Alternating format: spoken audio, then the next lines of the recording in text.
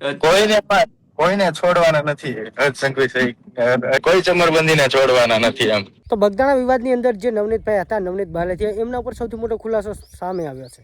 કેમ કે મિત્રો, નવનીત બાલદિયાએ કોંગ્રેસ પાર્ટી જોઈન કરી છે. તો અત્યારે સવાલ એ જ ઊભો થાય છે કે આ બધું વિવાદ અને જે પણ આ કોળી સમાજની એકતા કરી, આ એકતા કરવાનું કારણ શું હતું? બસ ફક્ત ને ફક્ત રાજકારણ.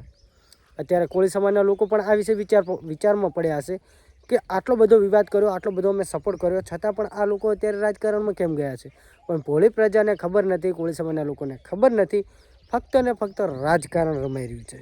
અત્યારે તમે જોઈ શકો છો કે બગદાણા વિવાદની અંદર જે માયાભાઈ આહીનો દીકરા જયરે જાહેર અને નવનીતભાઈ એટલે બગદાણાના સરપંચ હતા, એમની સાથે જે ઘટના બની હતી કે માયાભાઈ આહીના દીકરા જયરા જાહેરે ઘટનાને અંજામ આપ્યો, કે એમના લોકોએ આપ્યો, કે એના સાથીદારો આપ્યો, ત્યારે કોળી સમાજ એક થઈ અને નવનીતભાઈને ન્યાય અપાવવા માટે મેદાનમાં આવ્યા હતા અને ન્યાય અપાવી દીધો. તો અત્યારે નવનીતભાઈ સમાજના લોકોને મૂકી અને રાજકારણમાં પહોંચી ગયા છે અને કોંગ્રેસનો સાથ આપશે. હા તો મિત્રો, આપણે કોઈ તમને માહિતી જણાવવા દઈ રહ્યું છું કે નવનીતભાઈએ ખરેખર આવું શા માટે કર્યું. મિત્રો, જોવા જઈએ તો પરસોત્તમભાઈ સોલંકી, હીરાભાઈ સોલંકી, એમને પણ સપોર્ટ કરવો હતો ન્યાય મેળવવા માટે, ન્યાય અપાવવા માટે. પણ અત્યારે આપણે જોવા જઈએ તો અત્યારે નવનીત બાલદિયા કોંગ્રેસમાં જોઈન થઈ ગયા છે અને એવું કહી રહ્યા છે કે હું સમાજના સેવા માટે અંદર આવ્યો છું. બાકી મને ચૂંટણી લડવાનો આમાં કંઈ પણ શોખ નથી કે હું ચૂંટણી નથી લડવાનો. પણ ફરી એકવાર હું તમને કહી દેવા માગું છું કે જે લોકો રાજકારણમાં જોડાય છે ને, એ 100% ચૂંટણી લડવાના જ છે. હવે અત્યારે ભલે નવનીતભાઈ ગમે તે કહેતા હોય, પણ ખરેખર 100% જો એ ચૂંટણી લડશે ને લડશે.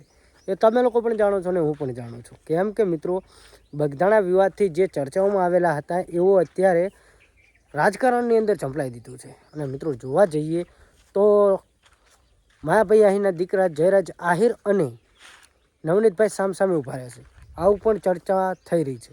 તો મિત્રો, ખરેખર જોવા જઈએ તો વિવાદની જગ્યાએ રહી ગયો, પણ રાજકારણ અહીંયા રમાઈ ગયું.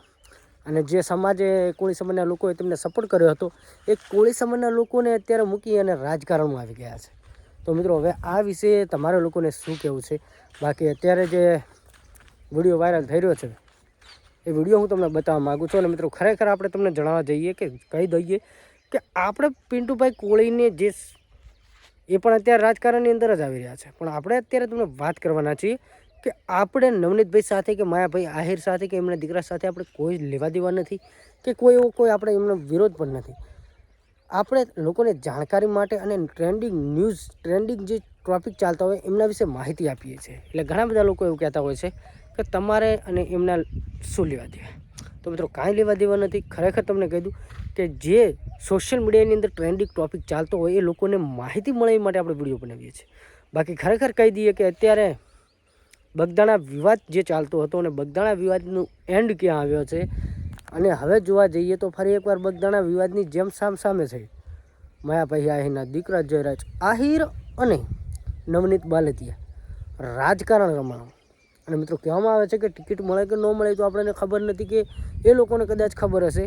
પણ નવનીતભાઈ અત્યારે જે બોલ્યા છે કે મને સમાજ માટે આગળ આવ્યો છું, બાકી મને રાજકારણ કે મને ટિકિટ કે લડવાનો કોઈ શોખ નથી. પણ તમારે જોવું હોય તો જોઈ લેજો, આગામી થોડાક દિવસોની અંદર ટિકિટ મળશે અને લડશે પણ ખરી. અને એવું પણ માહિતી આવી રહી છે સામે કે જયરાજ આહિર અને નવનીતભાઈ સામે ઊભા રહેશે. તો શું મિત્રો, એવું પણ હોઈ શકે છે? બાકી અત્યારે તો રાજકારણ રમાઈ ગયું છે, તમે લોકો જાણો છો. અને મિત્રો, આ વિશે કોળી સમાજના ભાઈઓમાં પણ થોડો ઘણો એવો વિચાર હશે, પણ તમે લોકો આ વિશે શું કહેવા માગો છો? તો મિત્રો, ખરેખર જે સમાજે તેમને સપોર્ટ કર્યો, ન્યાય અપાવ્યો, અને એ સમાજને મૂકીને અત્યારેથી રાજકારણ રમી રહ્યા છે. બાકી નવનીતભાઈ સાથે આપણે કોઈ દુશ્મની નથી અને નવનીતભાઈને પણ આપણે કંઈ એવું પર્સનલી છે નહીં. બાકી તમે લોકો આ વિશે શું કહેવા માગો છો કમેન્ટ કરી શકો છો. બાકી અત્યારે જે વિડીયો વાયરલ થઈ રહ્યા છે, વિડીયો જુઓ અને ખરેખર જયરાજ આહિર પણ ટૂંક સમયની અંદર આમની સામે જ ઊભા રહેશે. તો બાકી વિડીયો પસંદ આવે તો વિડીયો લાઈક શેર કરો, અને ફેસબુકમાં જોતા હોય તો પેજને ફોલો કરો, અને યુટ્યુબમાં જોતા હોય તો સબસ્ક્રાઈબ કરો. બાકી મળીએ એક નવા વિડીયો સાથે. ત્યાં સુધી જય હિન્દ, જય ભારત.